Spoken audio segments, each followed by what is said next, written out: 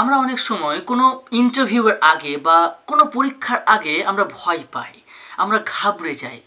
আমাদের মনে হয় যে এটা কি শুধু আমার সঙ্গেই হয়, এমনটা প্রশ্ন জাগে মনের মধ্যে।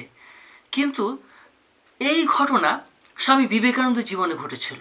আমি পড়ছিলাম, তিনি বলছেন যে প্রিয় ভ্রাতা, সেই মহাসভায় যেখানে সারা পৃথিবীর বিশিষ্ট বক্তা এবং চিন্তাশীল ব্যক্তিরা উপস্থিত, সেখানে তাদের সামনে দাঁড়াতে এবং বক্তৃতা দিতে আমার যে কী ভয় হচ্ছিল এই বলে তিনি একটা সংশয় দিয়েছেন।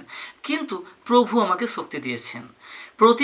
প্রায় প্রতিদিন আমি বীরের মতো সভাকক্ষে শ্রোতাদের সামনে উপস্থিত হয়েছি। তো এই ঘটনা বা এই যে ভয় পেয়ে যাওয়া, এই যে ঘাবড়ে যাওয়া বিষয়টা স্বয়ং স্বামীজির জীবনে হয়েছিল। সুতরাং এই বিষয়টা একটা স্বাভাবিক বিষয়। পরীক্ষার আগে বা ইন্টারভিউর আগে যেটা আমাদের হয়ে থাকে, এটা একটা নর্মাল ব্যাপার আর কি।